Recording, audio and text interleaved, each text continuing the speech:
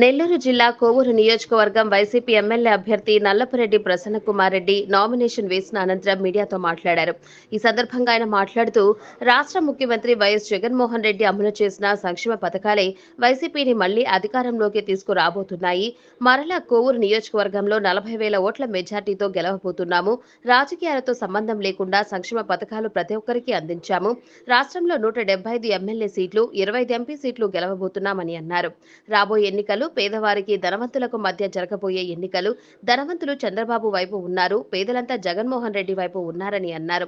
13వ తారీఖు జరిగే ఎన్నికల్లో ప్రజలందరూ వైసీపీకి ఓటు వేసి అత్యధిక మెజార్టీతో గెలిపించబోతున్నారని తెలిపారు.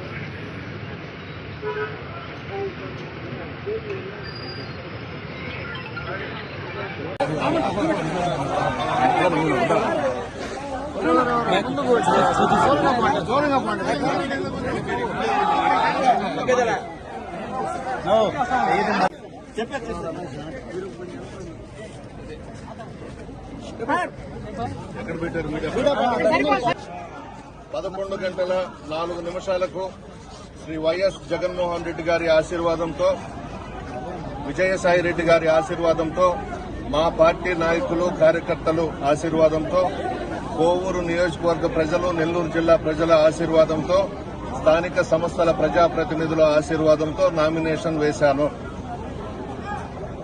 జగన్మోహన్ రెడ్డి గారు ముఖ్యమంత్రిగా ప్రమాణ స్వీకారం చేసిన తర్వాత పార్టీలకు అతీతంగా సంక్షేమ పథకాలు ఇవ్వడం జరిగింది.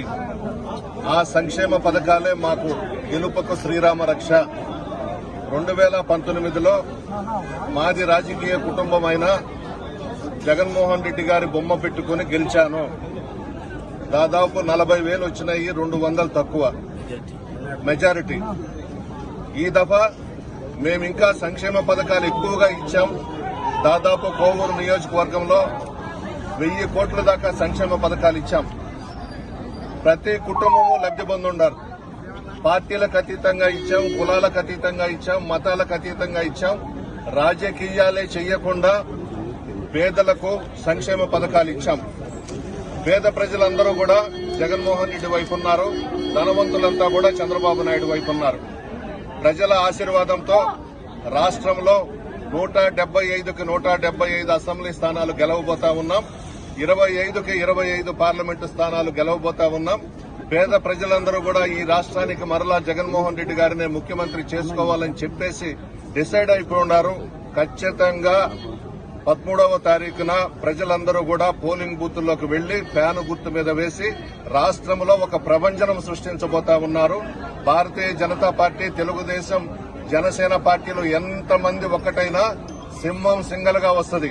పులివెందల సింహం జగన్మోహన్ రెడ్డి గారు. ఖచ్చితంగా మరలా జగన్మోహన్ రెడ్డి గారి ప్రభుత్వం రాబోతా ఉంది. ముఖ్యమంత్రిగా ప్రమాణ స్వీకారం చేయబోతా ఉన్నారు. ఇప్పుడు ఈ 5 సంవత్సరాలు ఏ విధంగా అయితే సంక్షేమ పథకాలు ఇచ్చామో అవి కొనసాగుతాయి. పేద ప్రజలకు మేము అండగా ఉంటాం. ఈ కోటీశ్వర్లు, ధనవంతులంతా కూడా ఫ్యాను గాలికి కొట్టుకుపోతారు. Thank you.